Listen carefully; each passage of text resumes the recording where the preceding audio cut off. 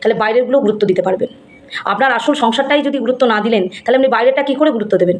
আসল সংসারটাই যদি আপনি না মজবুত করতে পারেন, না ধরে রাখতে পারেন, তাহলে বাইরেরগুলো কীভাবে আপনি মজবুত করবেন? আগে তো আপনারটাকে আড়াল দিতে হবে। তাই সকলকেই আমি বলবো যে প্লিজ আপনারা সম্পর্কটাকে গুরুত্ব দিন। সম্পর্কটা ভেঙে দেওয়া খুব সহজ, কিন্তু জুড়ে রাখাটা খুব কঠিন।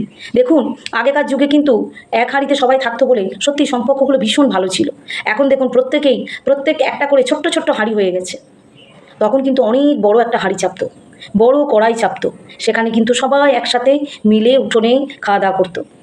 হয়তো তারই মধ্যে হয়তো ঠোকাঠুকি লাগতো, কিন্তু আবার হয়তো জুড়ে যেত।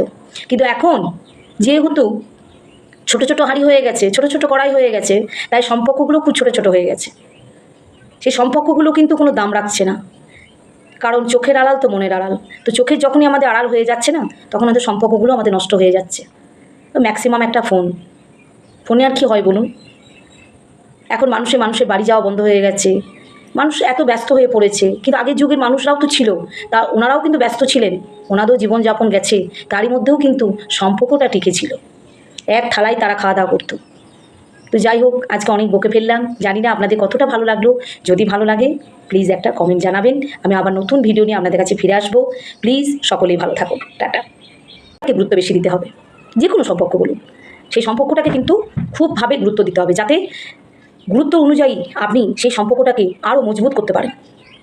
অনেকেই হয়তো ভাবে যে আছে থাক, মাঝে সাঝে একটা ফোন হবে, কি আছে, কিন্তু দেখবেন এইভাবেই হয়তো সম্পর্কগুলো নষ্ট হয়ে যাচ্ছে। ইগোর লড়াই থেকে মানুষের এই সম্পর্কটা এসে দাঁড়িয়েছে, কে কাকে আগে ফোন করবে, কে কাকে আগে কথা বলবে। কিন্তু সবাই যদি হাত বাড়িয়ে দেয় না, তাহলে দেখবেন সম্পর্কগুলো খুব সুন্দর থাকবে।